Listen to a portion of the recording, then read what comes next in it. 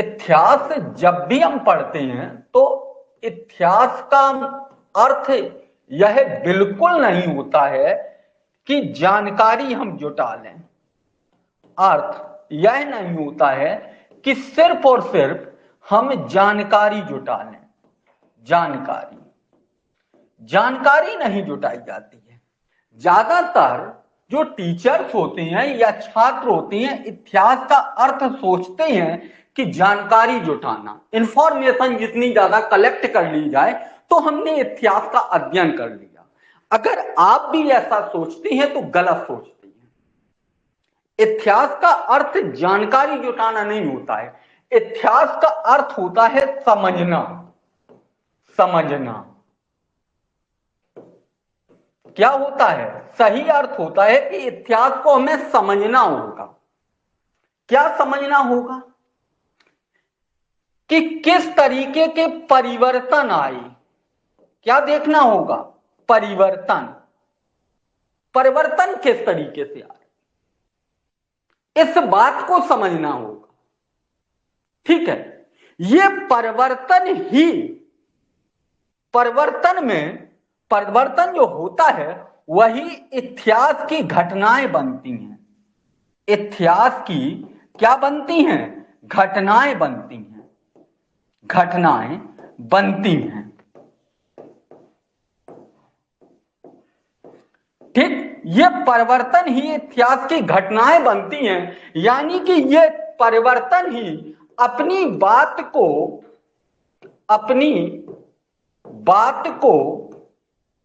पुष्ट करता है, यानी कि प्रमाणिकता देता है। कौन? ये परिवर्तन। तो इतिहास का अर्थ जानकारी यानी कि इंफॉर्मेशन नहीं है, बल्कि हमें परिवर्तन के दौर को देखना होगा। क्या देखना होगा? परिवर्तन के दौर को देखना होगा। आज हम 2 मिनट का आपका समय चाहेंगे, क्योंकि अभी हम इतिहास विषय में इंटर कर रहे हैं।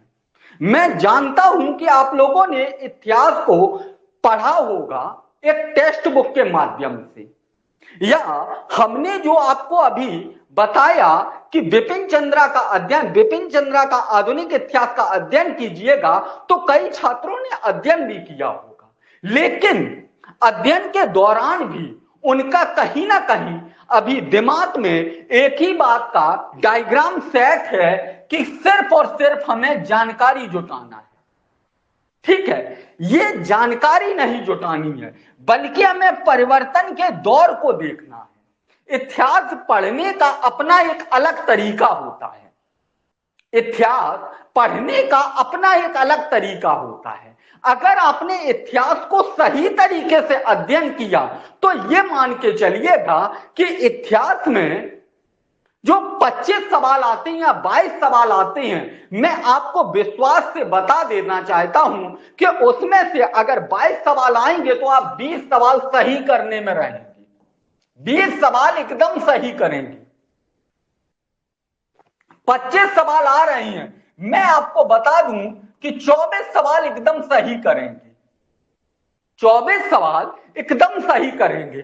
कई छात्र कहने लगते हैं कि आप बिल्कुल गलत बोल रही हैं, क्योंकि इतिहास और भूगोल को लेकर एक कहावत है कि इतिहास भूगोल को रात दिन पढ़ा और सवेरे सफा। यही तो है कि रात दिन पढ़ा और सवेरे सफा।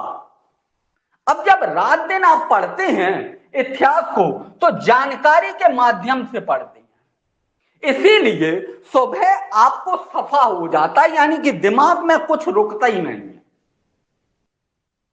ठीक है, तो हमें इतिहास जैसे विषय को दिमाग में बसाना है। क्या करना है? बसाना है। इस विषय में हमारा एक अपना इंटरेस्ट जगना चाहिए। जब तक इस विषय में हमारा एक अपना इंटरेस्ट नहीं जगेगा, तब तक ये विषय हमको हमेशा हमेशा घातक बना रहेगा, यानी कि हमारा मन नहीं करेगा। कह सकते हैं? ठीक, तो ये सारी चीजों को आज हम इस माध्यम से खत्म करेंगे। ठीक, कई छात्रों के बार बार हमारे पास में कमेंट आ रहे थे या मैसेज आ रहे थे कि इतिहास तो बड़ा कठिन सब्जेक्ट है। हमने कहा भाई नहीं, कि आपने तो और ज्यादा इंफॉर्मेशन दे दी है, उतनी ही नहीं हो पा रही, अन्य इंफॉर्मेशन तो है ही नहीं। तो हमने कहा अरे इस भ्रम को तोड़ा जाए आज। चलिएगा, देखिएगा, वैसे तो अगर हम पूरे इतिहास पे बात करेंगे तब तो एक लंबा चला जाएगा, लेकिन जब हम आधुनिक इतिहास का अध्ययन कर रहे हैं तो आधुनिक इतिहास पर हमें थोड़ी बातों को समझना होगा। आधुनिक इतिहास,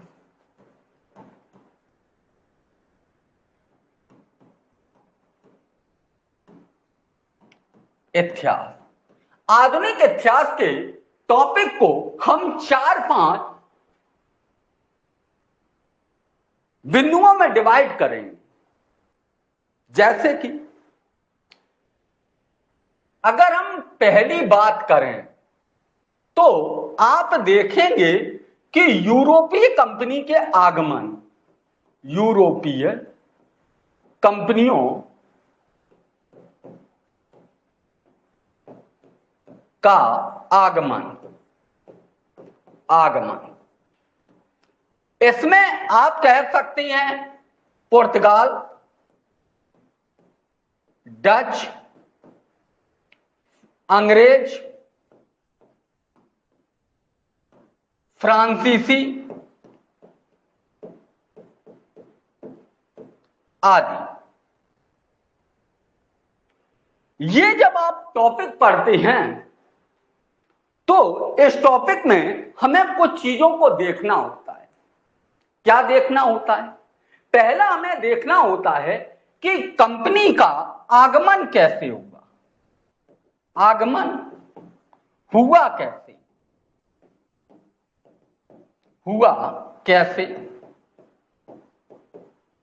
दूसरी बात हमें यह देखना पड़ता है कि कंपनी ने अपना व्यापारिक विस्तार कैसे किया, विस्तार कैसे किया, कैसे किया। फिर हमें देखना पड़ता है कि कंपनी व्यापार किस चीज का कर रही थी। कंपनी, कंपनी व्यापार किस चीज का नहीं, कंपनी को भारतीय राजाओं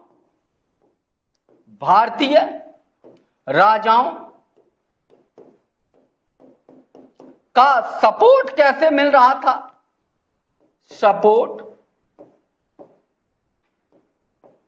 कैसे मिल रहा था।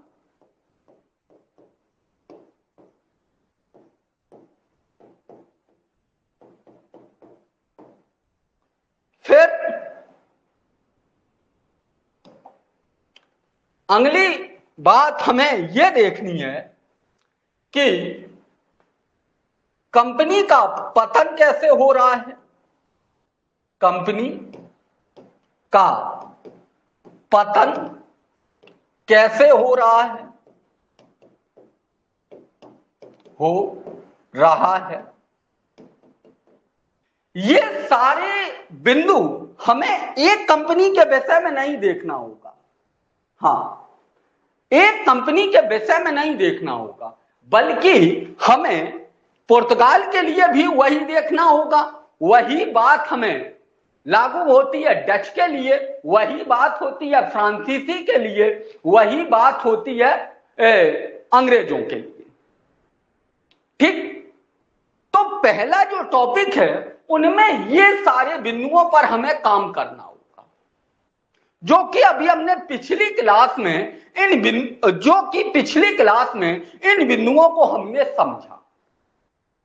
मेरी बात को समझ रही है? पिछली क्लास में इन बिंदुओं को हमने समझा। अब जब हम फ्रांसीसियों के पतन की तरफ जाते हैं, फ्रांसीसियों के पतन की ओर जाते हैं, पतन की ओर जाते हैं तो हमें यहां पर कुछ चीजें और देखने को मिलती हैं। यहां पर हमारा पढ़ने का और समझने का तरीका बदल जाता है, पढ़ाने का भी हमारा तरीका बदल जाता है। ठीक है शुक्ला जी, यहां पर ध्यान दीजिएगा, वो चीज आपको हम नोट्स में बता देंगे। ठीक है, यहां पर चीजों को समझो। मैं क्या कह रहा हूं कि जब हम फ्रांसीसियों के पतन की ओर जाते हैं तो हमारे सोचने का, समझने का, पढ़ने का, पढ़ाने का तीनों तरीका बदल जाते हैं। क्या होता है कि फ्रांसीसियों का जब पतन होता है तो भारत में एक नई कहानी की शुरुआत हो जाती है। एक नई कहानी की शुरुआत हो जाती है फ्रांसीसियों के पतन से। फ्रांसीसियों का पतन कैसे होता है तो आप कहेंगे कर्नाटक के युद्ध से। कर्नाटक के युद्ध से। कर्नाटक का युद्ध ही भारत में अंग्रेजों के साम्राज्य की नींव रखने का महत्वपूर्ण कारण बनता है। कर्नाटक का युद्ध ही अंग्रेजों के भारत में प्रवेश या साम्राज्य विस्तार की नींव रखता है। और इसके बाद में जब कर्नाटक पर जब अंग्रेजों ने अपने साम्राज्य का विस्तार कर लिया या अपने कठपुतली के नवाब बिठा दिए तो दक्षिण भारत में एक नई राजनीति की शुरुआत होती है। वो नई राजनीति क्या होती है? वो नई राजनीति यह होती है कि दक्षिण भारत में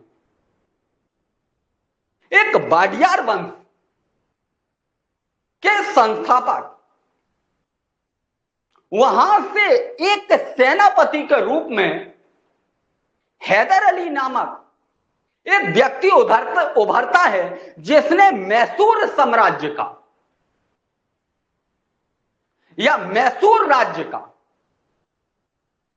शक्तिशाली राज्य के रूप में उदय किया। और इसी हैदर अली को दक्षिण भारत में अंग्रेज कमजोर करना चाहते थे, क्योंकि दक्षिण भारत में हैदर अली की बढ़ती हुई महत्वाकांक्षाओं या बढ़ते हुए साम्राज्यवादी सोच को अंग्रेज खत्म करना चाहते थे। यानी कि मराठाओं और हैदराबाद और कर्नाटक के सपोर्ट से आप देखेंगे मैसूर राज्य का पतन करती है। अंग्रेज क्या करते हैं? मैसूर राज्य का पतन करते हैं।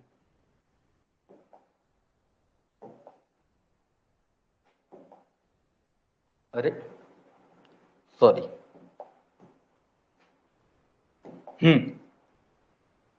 अरे हाँ, मैसूर राज्य का पतन करते हैं।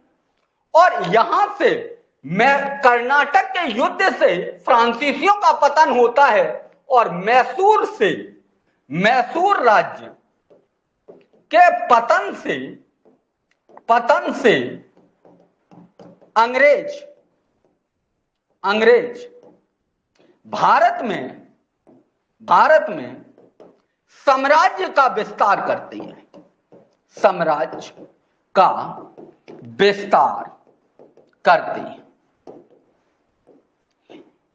जब ये कर्नाटक का तृतीय युद्ध चल रहा था उसी समय आप देखेंगे कि प्लासी की घटना भी हो रही है। प्लासी की घटना भी हो रही है। यानी कि जो तृतीय कर्नाटक का युद्ध है वही प्लासी के युद्ध का कारण बना। आपको यह भी पैरामीटर समझना होगा। ठीक है, यह भी पैरामीटर समझना होगा। जब हम कर्नाटक युद्ध पर पहुंचेंगे तो हमें प्लासी भी समझना होगा एक साथ, वहां हमें मैसूर भी समझना होगा और वहीं हमें मराठाओं की स्थिति को भी समझना होगा और वहीं हमें सिख की स्थिति को भी समझना होगा। ये 4-5 जो युद्ध हुए हैं इनको एक डायग्राम में हमें समझना होगा कि स्थितियां क्या क्या अंग्रेजों के सामने आई और किस तरीके से अंग्रेज यहां पर भारत में उन स्थितियों को निपट रही। और फिर हमें देखना पड़ेगा कि इसके बाद में जो बक्सर का युद्ध होता है, बक्सर के युद्ध के बाद में भारत में क्या बंगाल या कहें बंगाल में किस तरीके की स्थिति उभर के आ गई। जो बंगाल में एक दैत्य शासन की स्थापना होती है और यहीं से भू राजस्व की जो वसूली प्रारंभ होती है, वो वसूली किस तरीके से विभिन्न भारत के विभिन्न क्षेत्रों पर अलग अलग तरीके से उनको लागू किया जाता है। बंगाल के क्षेत्र में कौन सी है, आप देखेंगे मैसूर वाले क्षेत्र में अगर आप देखेंगे रैयतवाड़ी व्यवस्था क्यों लागू की गई है, इसके पीछे का कारण क्या है। महलवाड़ी व्यवस्था क्यों लागू की गई है, इसके पीछे का कारण क्या है। बहुत सारी चीजों को एक साथ हमें समझना होगा। तो यानी कि हम कह सकते हैं कि यूरोपीय कंपनी के आगमन से लेके भू राजस्व तक का जो क्षेत्र है, जो भू राजस्व तक का इतिहास है, इस इतिहास को हमें एक साथ समझना होगा। एक के बाद एक, एक के बाद एक, एक के बाद एक कहानी को हमें लेते हुए चलना होगा, तब इतिहास पे हमारी समझ बनेगी। और इसके बाद में जो दूसरा पैरामीटर खड़ा होता है, वो खड़ा होता है बक्सर के युद्ध के बाद, या कह सकते हैं बंगाल में दैत्य शासन की स्थापना के बाद में। फिर हमें देखना पड़ता है कि लॉर्ड वेलेस्ली जो भारत में आ रहा है, वो किस नीति के तहत में भारत में आ रहा है, उसकी क्या नीति है।